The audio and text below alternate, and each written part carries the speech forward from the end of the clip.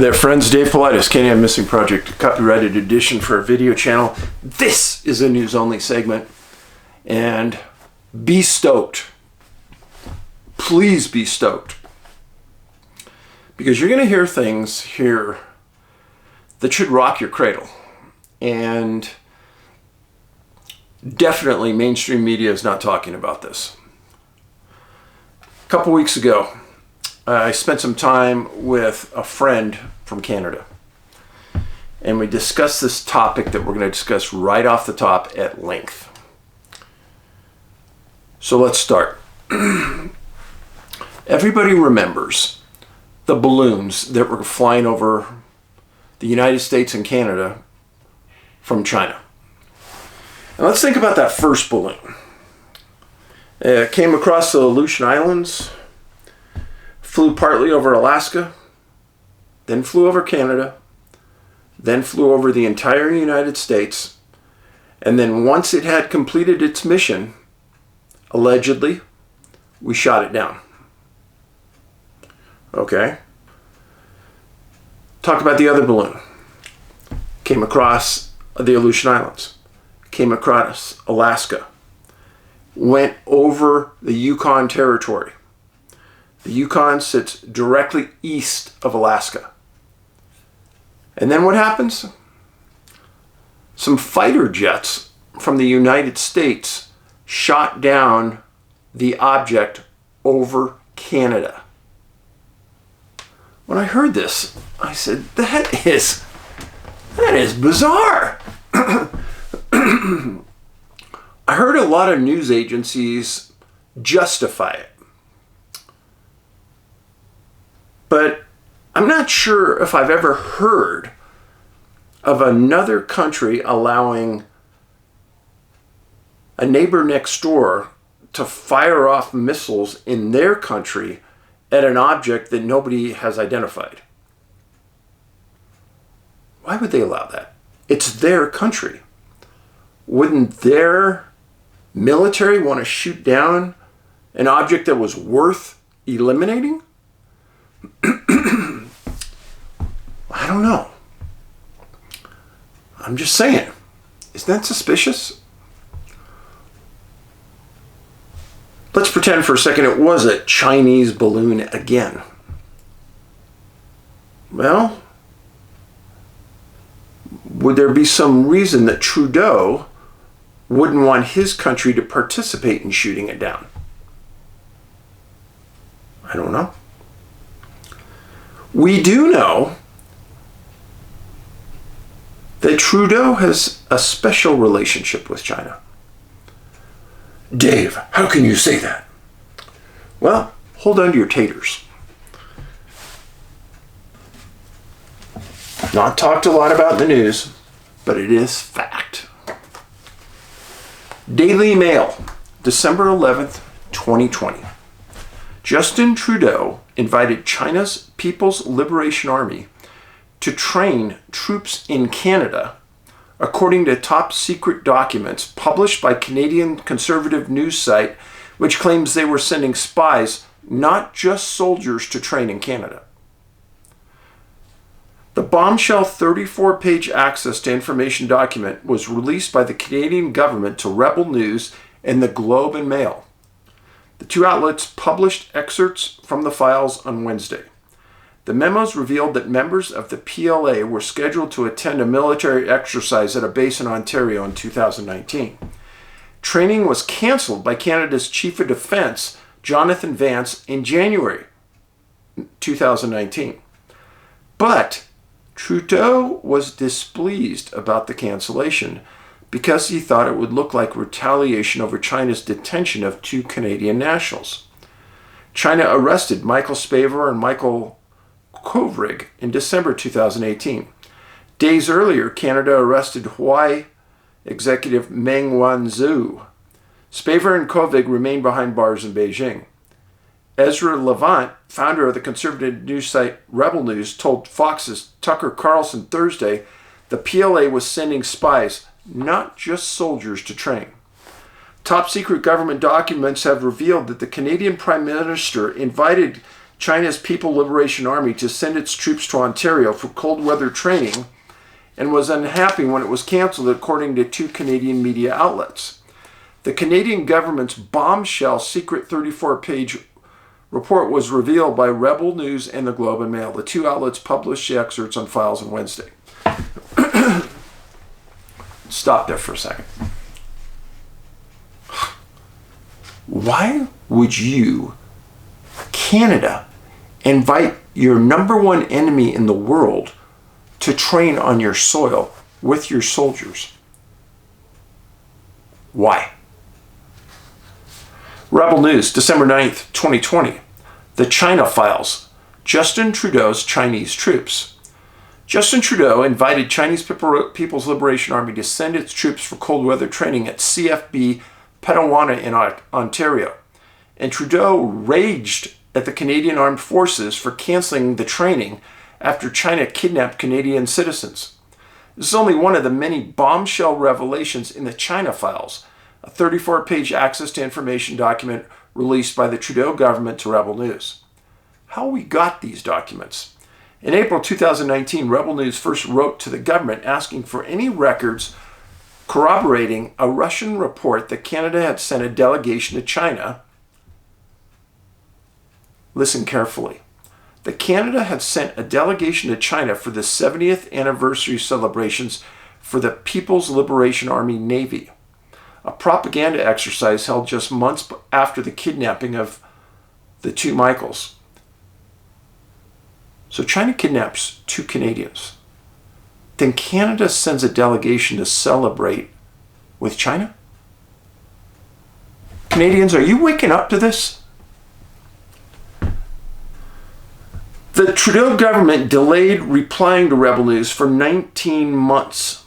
But when they finally did, they not only confirmed their attendance at this macabre event, but listed other exchanges between the People's Liberation Army and the CAF. Those include training, those include training Chinese commanders at the Canadian Forces College in Toronto. What is going on? As well as other military facilities in Kingston. Chinese military participants included 1- and 2-star generals and an entire contingent who would learn Canadian cold weather military tactics. Brilliant. Brilliant. Now, if they ever want to invade Canada or the USA North in cold weather, they sure have us pinned, don't they? The CAF's decision to cancel the cold weather training panicked Trudeau, who demanded that Canada's military not cancel any more engagements with the PLA without explicit permission first, and that the news of the cancellation had to be told to the PLA gently to let them save face.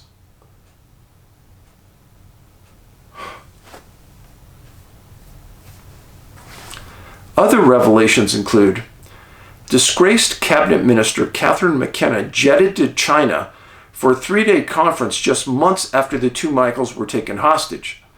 Trudeau sent 200 CAF personnel to Wuhan in October of 2019 to participate in the Military World Games, a propaganda bonanza for China. Diplomatic reports that China is using its Belt and Road negotiations to demand that countries drop human rights complaints if they want trade deals. Stop telling the world that China is violating human rights. Otherwise, we're going to stop sending you the trinkets for pennies on the dollar.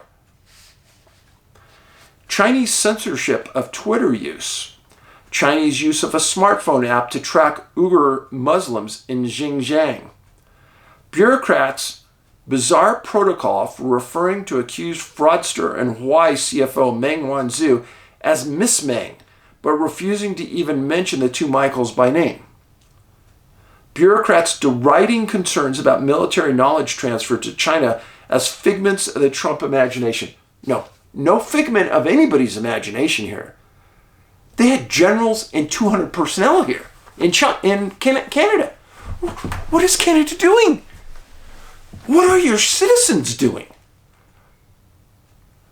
Thank goodness The military personnel in Canada realized what a bizarre farce this was and told them, no, you can't come.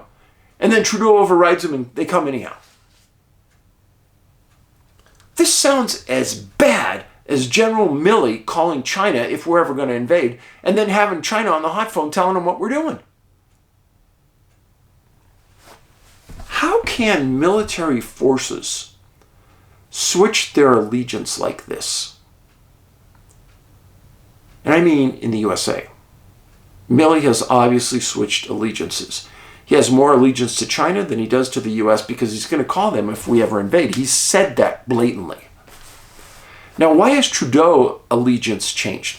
Why would anybody's allegiance to their main love and country change? What would be that motivation, folks? Think about it. Trudeau's approach to China, still in the same article. The China files show that Trudeau's submissive approach to China isn't just his personal obsession. It's the official policy of his entire government, and it has deeply infected Canada's civil service too. Trudeau's right-hand man, Ian Shugart, was tasked with silencing the CAF's legitimate concerns about China and forcing our military to continue acting as if China, not the US, was our most important ally. I've got a lot of friends in Canada, a lot of them. British Columbia, I work for a company in British Columbia. And Alberta, I've got a lot of friends there. My friends hate this. Absolutely hate it. They believe Trudeau's a communist and wants to overthrow his own country. As a public service, Rebel News is publishing the documents in full in the hopes that other reporters will continue to unlock the truth about how Trudeau is turning Canada away from democratic allies and towards the world's greatest dictatorship. Oh yeah. Oh yeah. Oh yeah. Now, I'm going to start to walk you through something. Please pay close attention. I dug this out of the rafters today because I knew I needed it. So, let's go with this. For starters, do you know how much the US debt is today? I picked on Canada for a while. Let's talk about the US. The US debt, $30+ trillion. Well, that's a lot of moolah, huh, Dave? Yes, it's a lot of moolah. Okay. How much money does the US bring in annually from taxation? So, in essence, it would be like if in our house, how much money do we bring into our household to support ourselves? So how much does the USA bring in annually to support itself? 4.7 trillion. Well, there's a pretty big disparity there, don't you think? Yeah. Almost sevenfold. So how are we ever going to pay this off if we have our income at this? Well, that's a great question, Dave. Here's a better question. How much do Americans have in savings? Now, in your savings account, America, you have $11.7 trillion. So we don't have enough in your savings account to pay off our debt. And we're running a deficit every year. Now, what you have in your savings is insured by the Federal Deposit Insurance Corporation for a maximum of $100,000. So if you have $200,000 and your bank goes bankrupt, well, you're only going to get $100,000 from the FDIC. That's pretty bad, Dave. So where are you getting at? What I'm getting at, and I want you to understand this, if our our banks start to go belly up, there's no chance in hell that our country can bail out the banks, nor bail out you. Do you understand why? Because we don't have the money to pay it. Yeah, that's right. So let's talk about another question. Foreign aid. Now you know what foreign aid is, right? Foreign aid is us giving money to other countries. And we do that a lot. The USA has been known around the world as one of the greatest givers in the world.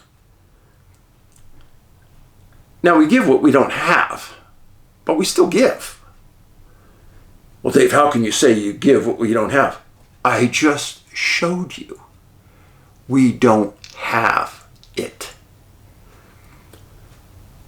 Now, what's one of the main organizations that we owe debt to? Do you know what that is? China. So China holds a lot of the USA debt. All right? Let's talk about this for a second. How solid is Medicare, Social Security? Do you know?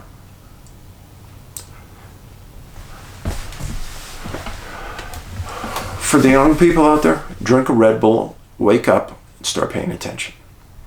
I have a lot of friends out there who do not care about this. They don't even want to watch the news.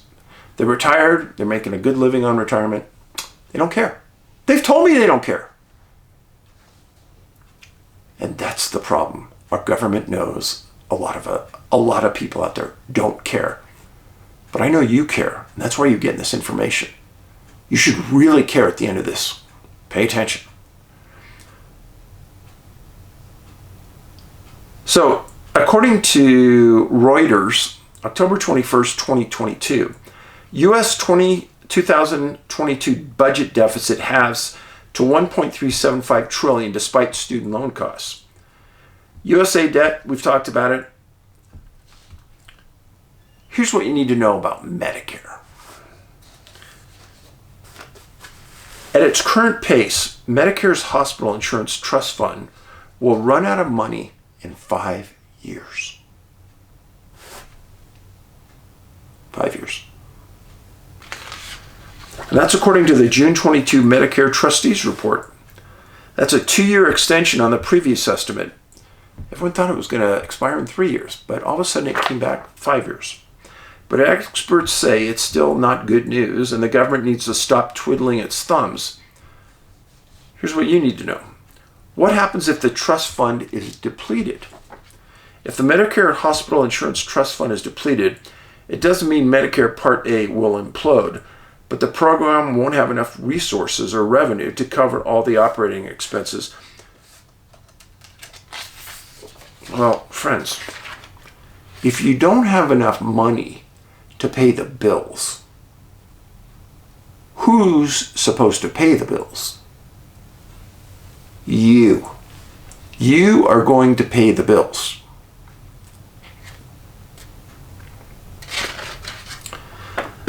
Part of the Medicare problem won't be able to pay the bills to healthcare providers and health insurance that are due, and those payments will become increasingly delayed over time. The backlog could result in a big financial shock to hospitals that rely on Medicare revenues to operate. Ultimately, Fiedler said hospitals might rethink the extent to which they want to participate in the Medicare program. Just like a lot of doctors these days won't take Medicare because it's a complete headache to get repaid. That's the issue. That's one of the big ones. Now, Social Security. AARP, June 2022. According to a 2022 annual report of the Social Security Board of Trustees, the surplus in the trust funds that disperse retirement, disability, and other Social Security benefits will be zeroed out by 2035. That's 1 year later than the trustees projected in the 2021 report. Why is this important? Because I worry about you. And while a large portion of America has their head buried in their sand and they're watching TikTok and YouTube,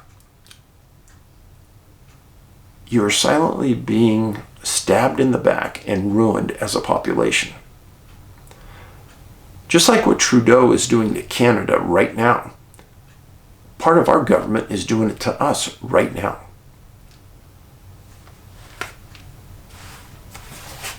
Do you know how much money we've given to Ukraine? Largest donors of military aid to Ukraine, commitments made by donors for arms and equipment, January 24th, 2022 to January 15th, 2023. Look at the chart. The US, $46.6 billion. The next closest country, UK, 5.1. Europe, European Union, 3.3. Poland, 2.5. Germany, 2.5. Canada, 1.4. Netherlands, 0.9. Italy, 0.7. France, 0.7. Norway, 0.6.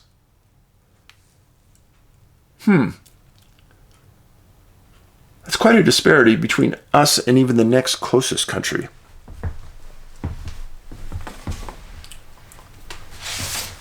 Quite puzzling, don't you think? Because here's what I want to ask you.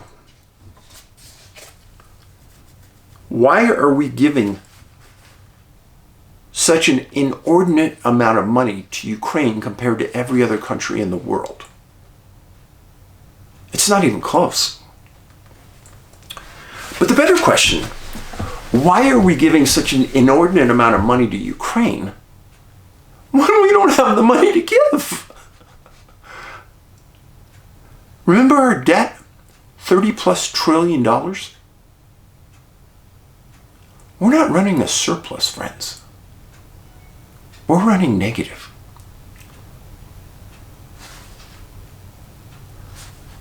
Now, Biden is very much convinced he needs to be the one person in the world giving the most amount of money by far to ensure that Ukraine's borders are secure. Safe to say, correct? Why are we giving Ukraine all this money to secure their borders? Question.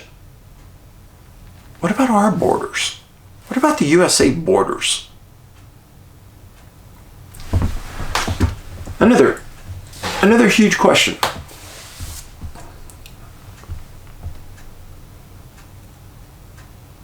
Why are we giving so much money to the Ukraine military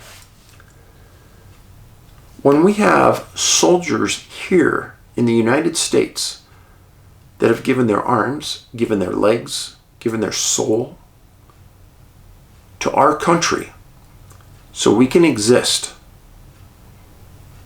and we aren't helping those homeless veterans? Here's the numbers, folks. This is per the CAUF Society, January 2nd, 2023. 165,000 veterans are homeless in the United States. 40% of all homeless are veterans. In the United Kingdom, 22% of all homeless are veterans.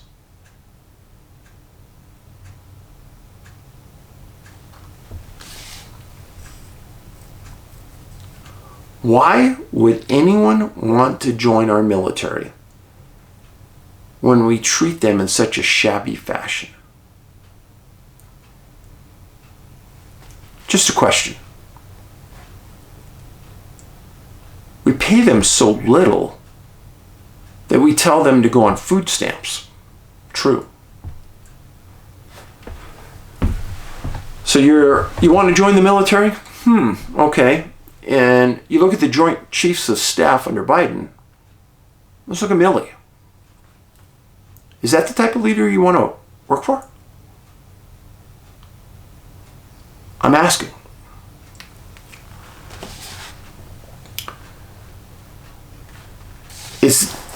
Is the money we're giving to Ukraine the best use of your dollars?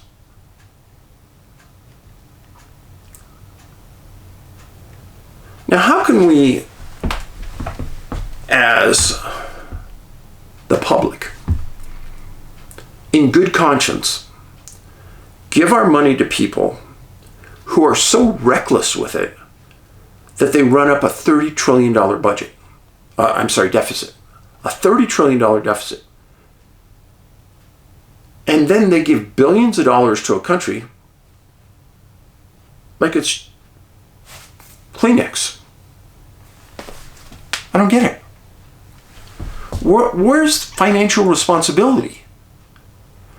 Where is taking care of yourself first and everybody else second? Where is that?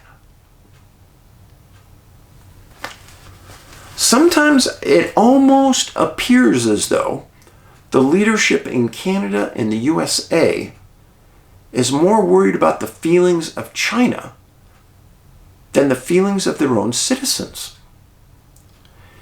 It's almost as though they make decisions with impunity that they don't care that it may have election consequences. Does it have election consequences? Think about that. I keep seeing polls that show Biden would still beat Trump and DeSantis in a head-to-head vote. Where are the people that are voting for Biden? Where are they? People still think he's a competent person? I'm just giving you facts here, folks. Let me give you one big banana to chew on. Austin Statesman, January 31st, 2023. Biden U.S. strategic oil reserves are the lowest since 1984. What does that mean? Strategic oil reserves are meant for us to store oil in case of emergency. Say if we go to war, we have a national disaster, something. Here's what it says. Institute for Energy Research, July 14th, 2022. According to U.S., listen carefully. According to U.S. Customs data, about 470,000 barrels of oil from the Big Hill SPR storage site in Texas was shipped to Trieste, Italy, which is the source of a pipeline that sends oil to refineries in Central Europe.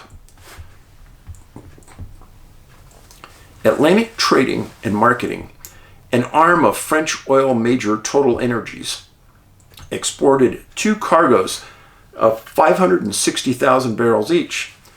Cargoes of SPR oil were also exported to the Netherlands and to a refinery in India, and a third cargo was headed to China. At least one cargo oil from the West Hackberry SPR site in Louisiana was set to be exported in July, according to Reuters. So we're sending our strategic oil supplies to China. We did it. It's fact.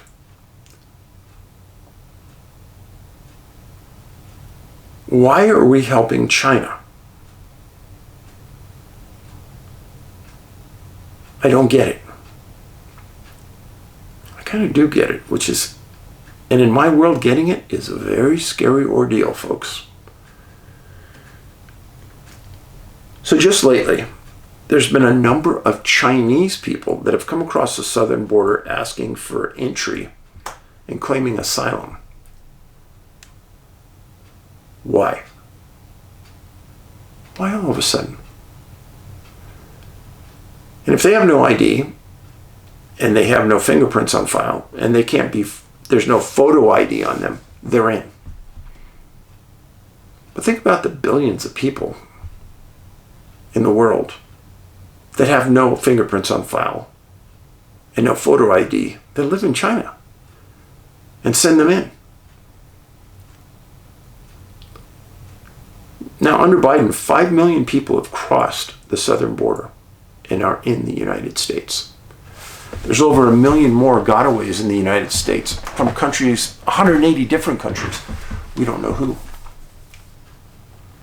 So let's pretend for a second. Let's just pretend. I'm not saying this is true. Don't hold me for this, YouTube. This is a pretend scenario. Let's say at one point in time, we get a president in power that wants to overthrow the United States. And let's pretend that he has a son that's working behind the scenes with our worst enemies. Let's pretend it's China. And let's pretend this president, before he became president, had business offices where these Chinese people came in and worked with his son. And son of a gun, this guy whose son was working with China and working with this other country on, let's just say it's an energy board, becomes president.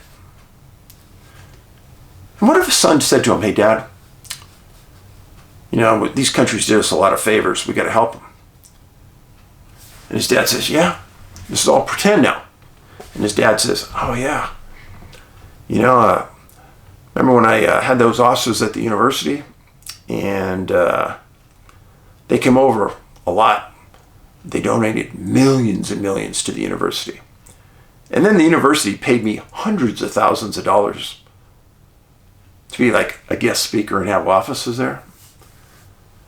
So yeah, I get it. Yeah, we should probably do them some favors. And his son says, no, Dad, we really ought to be doing them some big favors. And he goes, okay, son, I'll take care of it. And what if that country flew over some aeronautic things and you were that president? Would you do anything about it? If they were your friends and they had done you favors? And they had the blackmail on you? Probably not. So they send over things in the air.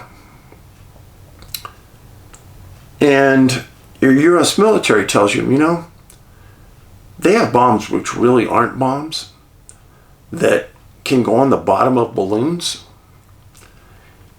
And they can send out a pulse, kind of like an electronic pulse, that can shut down every electrical grid in the U.S. And they can do it from 80, 90,000 feet. And were these balloons that they were sending over just test flights to see if anything would happen? See if their buddy in the White House would do anything? Or to see if their payments worked? I'm just saying, I have no idea now. And this is like a fiction game, okay? So, just a game. Nothing about this I'm saying is true. So, in China, in the meantime,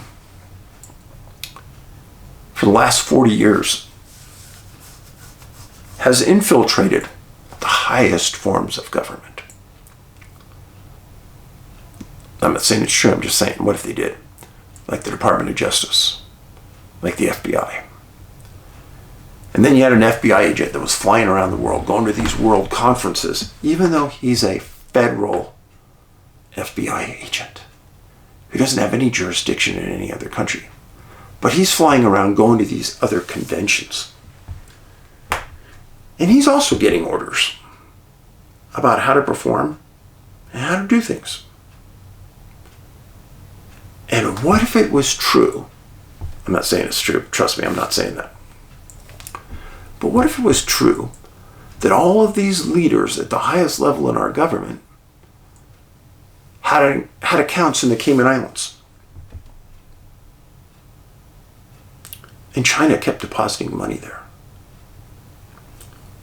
Or, in the fiction storyline, the president was getting money from a university he was speaking at. And the university was taking hundreds of millions of dollars in this fictional story from China. Well, Dave, that's a pretty wild story. No one would believe it. I know no one would believe it, but I'm just telling you, I was thinking about writing a book like that. But then Angie said, Dave, no one would believe it. Because nobody would believe it's true. I know. I'm still thinking about writing it one day, but I just wanted to open your mind up a little bit. So where are we today? Well, we've shot down something in the Yukon in Canadian airspace with our jets. And then we shot down something else over the Arctic. And our military has said, we weren't sure what we shot down. So you know that every one of those jets have what's called a front-up display. A big video screen.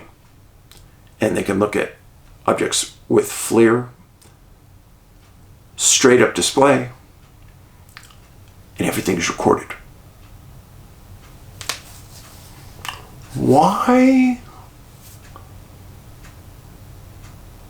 can't we see those videos?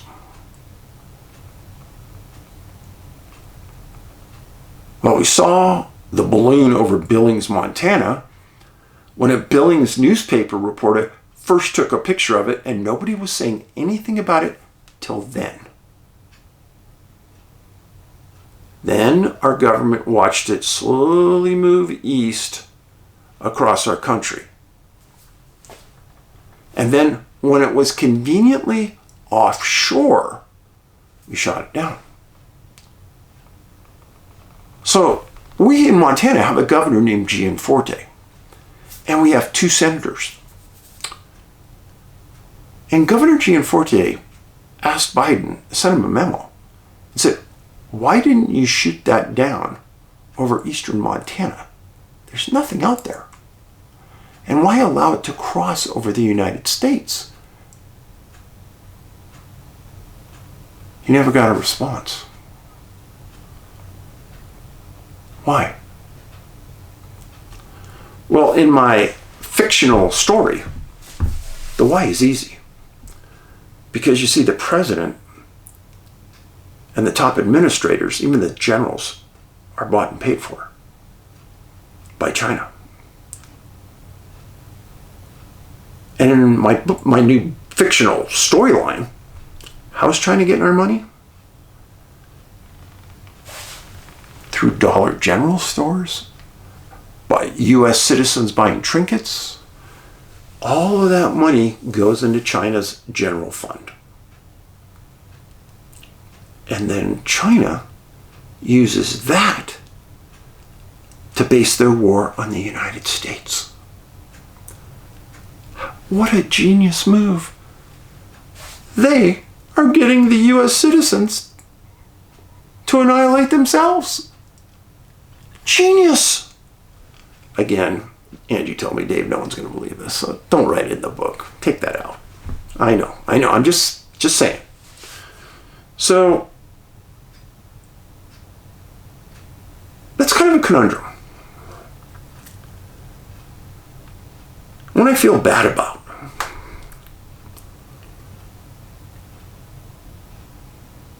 let's make one thing clear. China is one of the most strategically smart militaries in the world. They have played the US and Canada like a fiddle.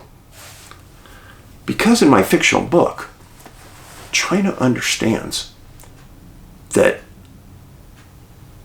the leaders in our country, you know what they are? They're coin operated, which means you put $1 into them in front of their nose and they'll follow it around like a hound dog. They learned that a long time ago in my book. And slowly they got them accustomed to the money. And the more they paid these people, the more they'd do. And then when they retire, they kind of go away, don't say anything anymore, and they're done. In my book, remember Fauci?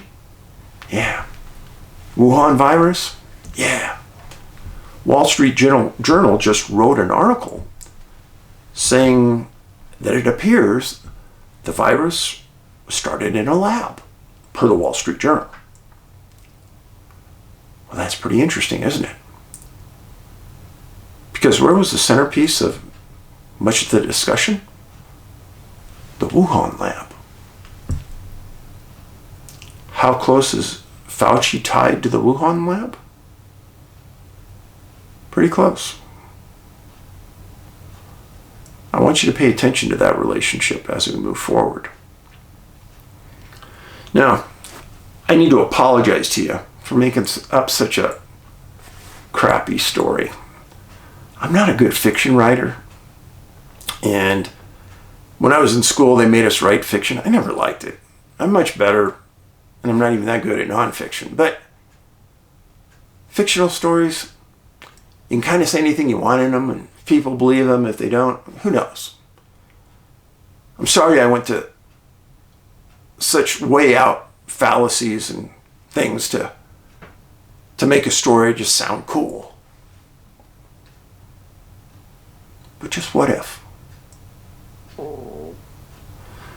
What if in my story, the FBI was bought and paid for at the top level? What if the Department of Justice was bought and paid for at the top level?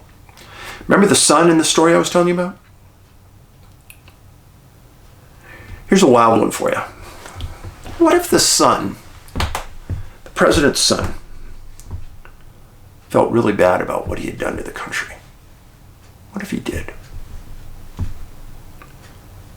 But he also loved his dad because his dad had saved him, because in my story, he was a drug addict. And his dad saved him. Saved him by having him go all over the world for him and earn money, just in my story. So the son loved his dad, but he also loved his country. And just what if? Again, in my story, this is kind of how it ends.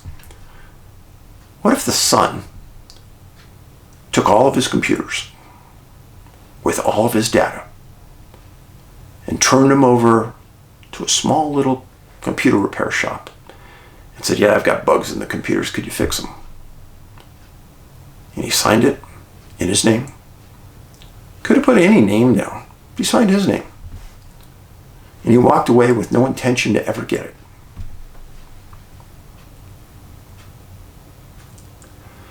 And when the computer repairman called him and called him and called him, he knew after a certain period of time the computer shop would own the computers, because then the computer repairman could sell the computers to earn his money back for the work he did on the computers. And the son knew this. And the son said, it's going to eventually get out because he's going to see it. And the computer repairman starts looking at these computers and sees what's happening. Sees the conspiracy that's going on. Sees the treasonous activities between the son and his dad. And this computer repairman, being a patriot, finds a former U.S. attorney, retired, and gives him the computers and says, I don't know what to do with this, but I think the powers to be need to see it. And then eventually, our FBI gets a hold of them. And in my story, the FBI does nothing with it. They don't acknowledge it. They won't talk about it in investigations. They just pretend it's all a Russian hoax. But that son felt bad about what he did to the country. He was trying to make it right. He was trying to let the world see what his dad had done. And then in my story, the last chapter, the president had a daughter. And the daughter had a diary that she kept when she was young. And in that diary, she explained some nefarious things her dad did with her. And she let that diary slip as well. And it got out to the public. And in my story, the son and the daughter had worked together to release this information to try to stop their father from ruining the country.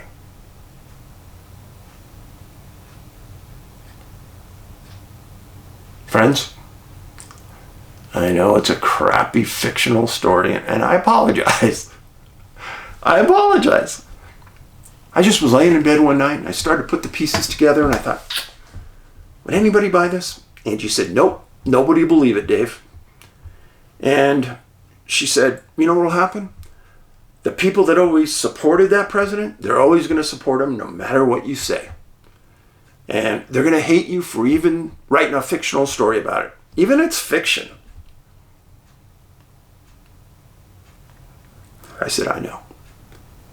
I said, I'm going to run it past my YouTube people just as tell them what I'm thinking about writing fiction and see what they think.